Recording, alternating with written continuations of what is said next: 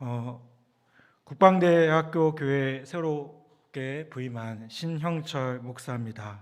오늘 하나님을 위해 나를 위해 너무나도 귀하게 쓰임받는 국방대학교 교회에서 목회하도록 인도하신 하나님께 진심으로 감사드립니다. 그리고 여러 가지 모습으로 환영해 주시고 또 섬겨주신 우리 모든 분들께 다시 한번 감사의 마음을 전합니다.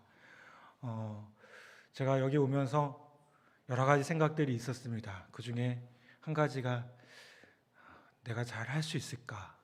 이런 마음이었습니다.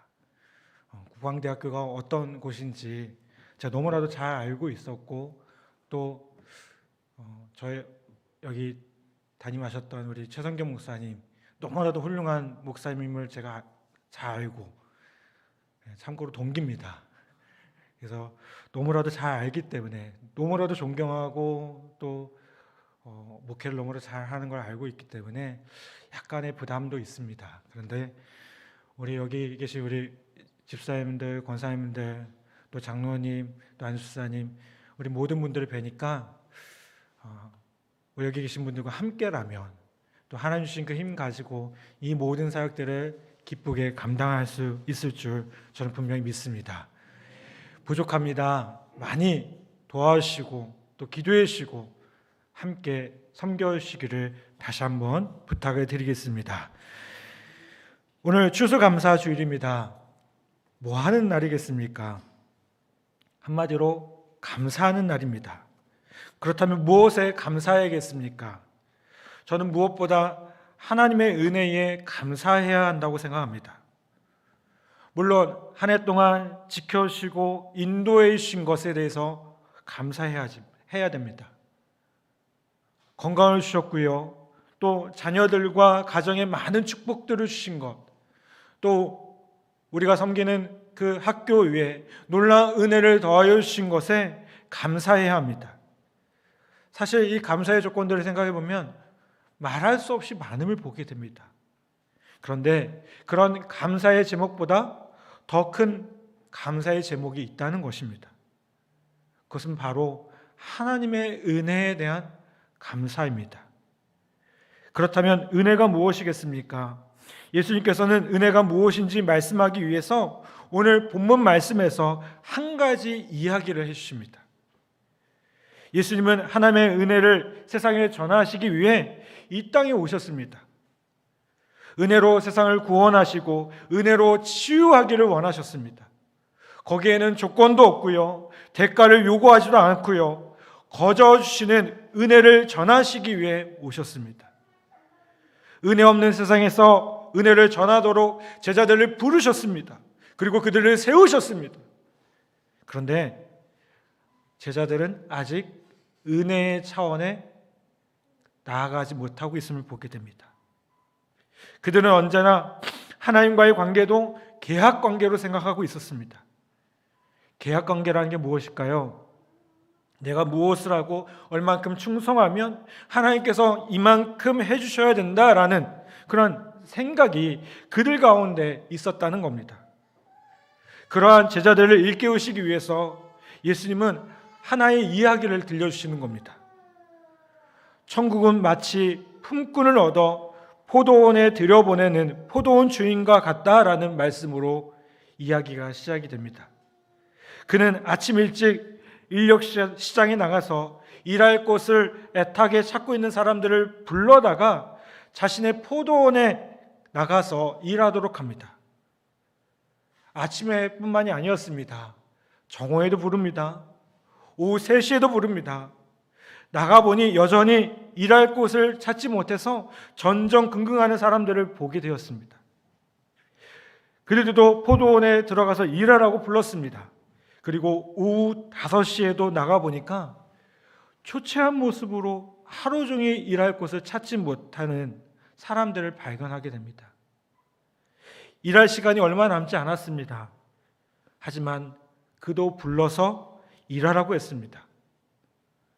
거기까지는 참 좋은 일이었습니다. 근데 문제는 임금을 계산하는 때 일어납니다. 하루 품삯을 동일하게 계산해서 늦게 온 사람부터 차례로 주었기 때문에 먼저 온 사람들의 불만이 이만저만이 아닌 겁니다. 하루 종일 땀 흘려 일한 사람과 고작 1시간 일하는 사람을 같이 취급하면 어떻게 하느냐는 것이 그들의 불만이었습니다. 그러자 이 주인이 뭐라고 얘기합니까? 내 것으로 내가 주는데 당신과 약속한 대로 정확하게 주지 않았느냐? 당신들 것만 받아가면 되지 않느냐라고 말을 합니다. 여러분, 아무리 그렇다고 치지만 이 가진 자의 횡포처럼 느껴지는 포도원 주인의 계산법은 우리가 이해되지 않는 일입니다. 경제적으로도요, 노동자의 권익 차원에서도 이러한 계산 방법은 잘못된 것이라고 생각이 됩니다. 여러분, 그런데 예수님은 이 이야기를 통해서, 이 주인의 대답을 통해서 우리는 은혜로 사는 존재임을 가르쳐주고 있다는 겁니다. 은혜는요, 빨리 왔느냐 늦게 왔느냐를 따르지 않아요. 그냥 은혜로 살라고 말씀하시고요, 은혜의 전달자가 되라고 말씀하고 있다는 겁니다. 필립 얀시라는 기독교 작가가 있습니다. 이 기독교 작가는 이 세상을 뭐라고 얘기하냐면 은혜 없는 세상이라고 이야기합니다. 그리고 그리스도인들에게 진정으로 필요한 것이 있다면 은혜로 치유된 눈이 필요하다라고 이야기합니다. 교회가 율법과 도덕주의에 사로잡혀 있고 은혜에 대한 간격보다 내가 무엇을 했느냐에 더 초점을 맞추는 세상이 되었다고 이야기합니다. 그러면서 해밍웨이의 한 이야기를 같이 이야기합니다. 이 해밍웨이의 한 글을 보면 스페인의 한 아버지가 집을 나가서 마드리드로 간 아들과 화해하기로 결심을 합니다. 아들의 가출이 자기 때문이라는 깊은 양심의 가책을 느끼면서 신문에 이런 광고를 냅니다. 파고, 화요일 정오 몬타나 호텔에서 만나자. 다 용서했다 아빠. 이 파고라는 이름은요, 우리나라의 뭐와 같을까요? 철수와 같은 아주 흔한 이름이에요. 요즘은 철수가 아닌가요? 아주 흔한 이름입니다. 아버지가 그곳에 나가자 파고라는 이름의 젊은 남자가 무려 800명이나 나와서 아버지를 기다렸다는 이야기가 있습니다. 은혜에 메말라 있는 세상을 해밍웨이는 이렇게 표현합니다. 사실 해밍웨이라는 사람은요, 자신이 이렇게 은혜를 갈망하다가 자살이라는 비극적인 삶을 마친 장본인이었습니다. 은혜의 필요성을 알았죠. 하지만 은혜의 강가에 자신의 몸을 적시지는 못했다는 겁니다. 여러분, 우리는 은혜에 목말라 하는 시대를 살고 있어요. 그리고 그 일을 위해서 우리가 부름받았다는 겁니다. 그렇다면 은혜에 감격하는 삶을 살기 위해 그리스도의 제자된 저와 여러분은 어떻게 해야 하겠습니까? 먼저는 하나님께서는요, 부름받았음에 감격하는 사람들로 서라고 말씀하셔요. 포도원 일꾼에게 가장 요구되는 것이 일할 곳이 없었는데 일할 곳을 받는 감격이 필요했습니다. 그 감격이 있을 때 일하는 것이 기쁨이고 감격이에요. 파격적으로 일하게 하신 것이 은혜임을 알아야 된다는 겁니다. 포도원에서 일하도록 부름받았음에 감격으로 느껴져야, 그것이 감격으로 느껴져야 바른 일꾼으로 설 수가 있다는 거예요. 5시에 온 일꾼은요, 1시간밖에 일할 시간이 없었습니다. 그런데도 어떻게 하셨나요? 불러주셨어요. 1시간밖에 일하지 않았지만 하루 종일 품삯을 받았다는 겁니다. 여러분, 이 중에는 신앙생활을 오래 하신 분도 계실 거고요, 이제 막 신앙생활을 시작하는 분들도 계실 거예요. 여러분, 우리가 어떤 모습이든 간에 우리는 다 은혜로 부름 받았습니다. 내가 장로고, 내가 권사고, 내가 안수집사고, 내가 목사고, 여러분 그게 중요한 것이 아니에요.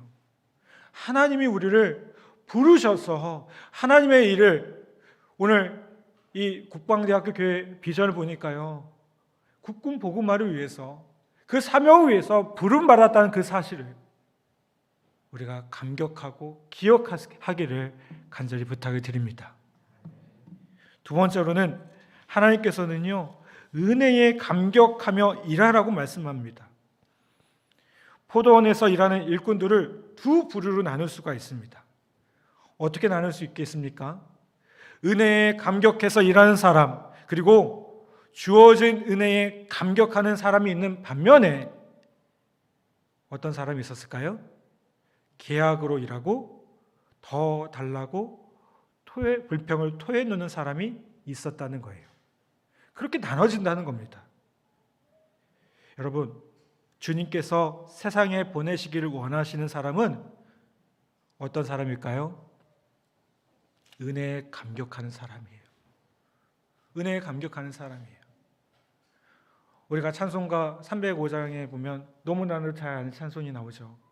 나 같은 죄인 살리시 주내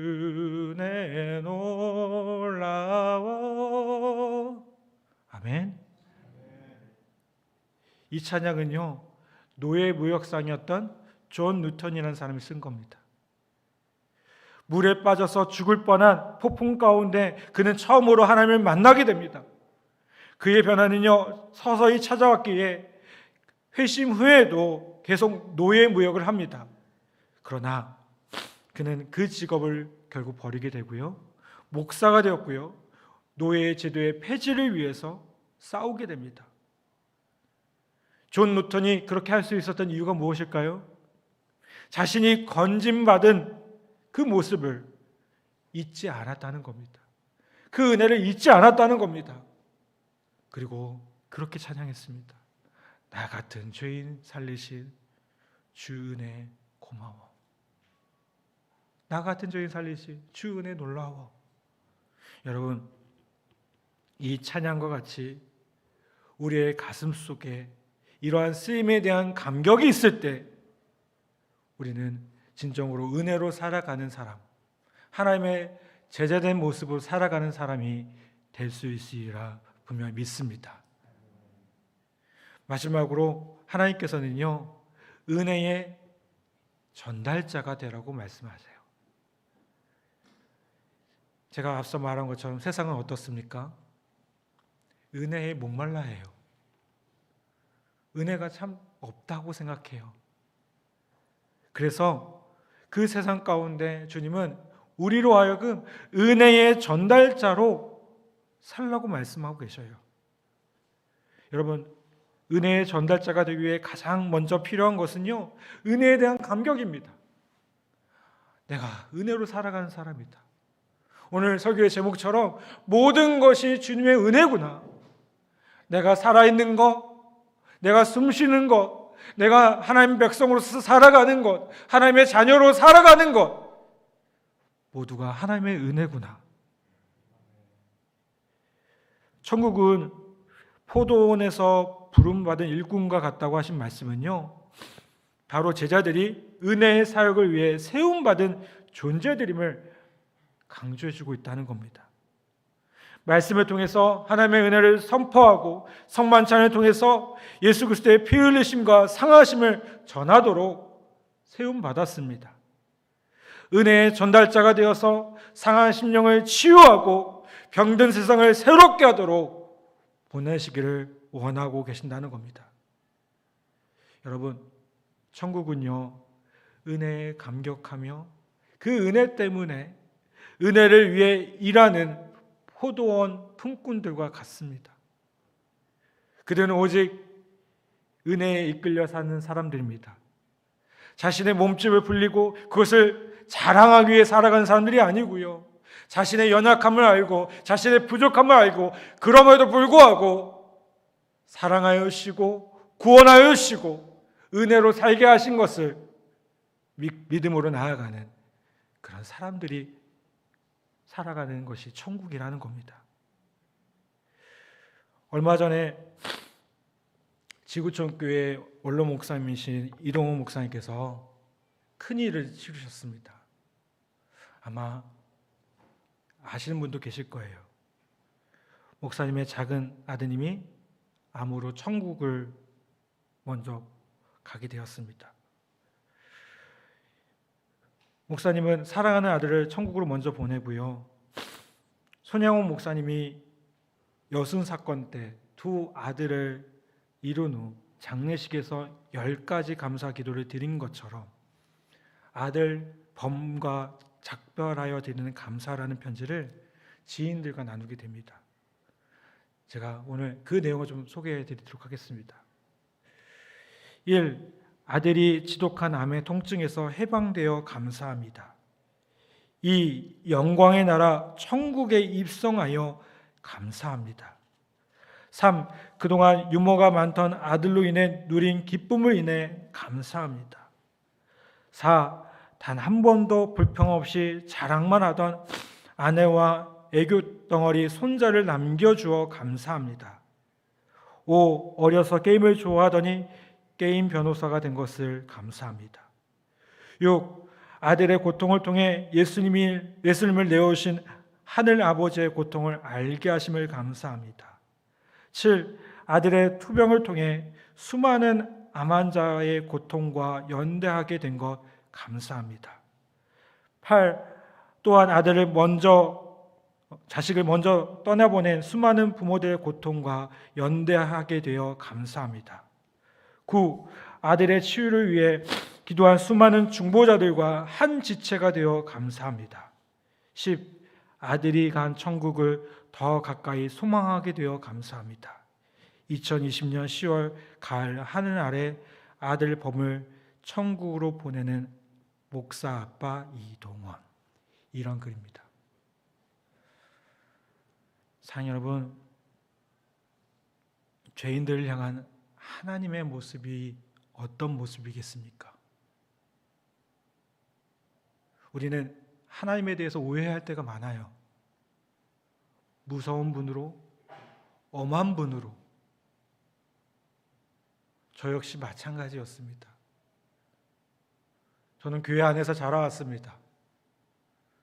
모태신앙으로 자랐고요. 목사 한 수도 25살이라는 비교적 어린 나이에 목사가 되었습니다.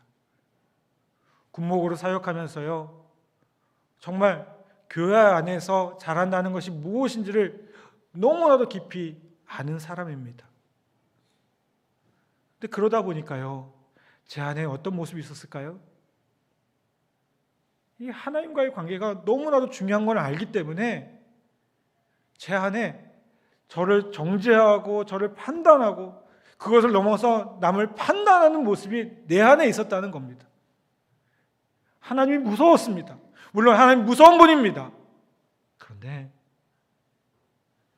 성경을 읽다 보니까요, 이 성경의 말씀들을 묵상하다 보니까요, 하나님이 무서운 하나님만은 아니더라고요. 성경은요, 탕자의 아버지가 그랬던 것처럼 탕자를 줄곧 서서 기다리는 아버지 하나님의 모습을 보여줍니다. 큰 슬픔에도 아빠 목사로서 아들과 모든 상황을 감사와 은혜로 받아들이는 이동호 목사님과 같은 모습의 그 아버지 하나님의 모습이 성경에 나와 있다는 겁니다. 여러분, 그 하나님은요, 그 아버지 하나님은요, 단순히 서서 기다리시만 않고요, 찾아 나서십니다.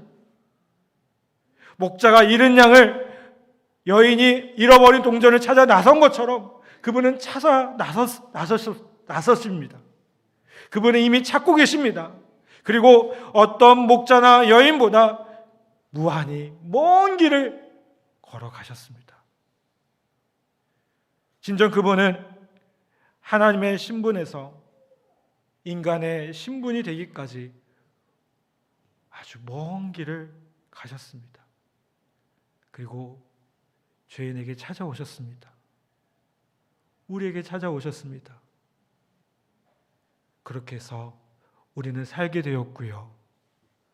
하나님의 파격적인 은혜의 계산법에 따라 우리의 죄의 문제가 해결되었고, 그것을 넘어서 그분과 함께하며 그분과 동행하며 날마다 그분의 은혜로 살아가는 복된 존재가 되었다는 겁니다.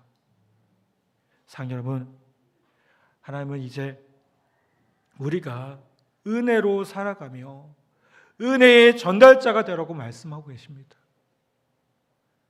남을 판단하고 정죄하는 존재가 아니라 날마다 그 은혜에 감사하며 나 같은 죄인 살리신 그 은혜에 감사하며 그 은혜를 나누는 사람으로 살라고 말씀하고 계십니다. 사랑 여러분, 오늘 추수감사주일입니다. 너무나도 좋은 일입니다. 여러분, 그런데 이게 그저 기분 좋은 것이 아니라 코로나19와 여러 가지 어려운 상황에서도 주님의 은혜로 우리가 살아오고 있었고, 예배할 수 있었고, 또 지금까지 하나님께 영광 돌리며 그 사명을 따라 살아가고 있음에 감사하는 우리 모두 되기를 간절히 바랍니다. 그 주님의 은혜로 다시 한번 그 은혜를 나누며 우리의 가정과 학교와 우리의 삶의 자리에서 은혜의 전달자로 복되게 살아가는 우리 사랑하는 국광대교회 성도들, 또 이 자리에 모인 모든 이들, 영상으로 함께하는 모든 이들 다 되시기를 주님의 이름으로 간절히 축원합니다. 이 시간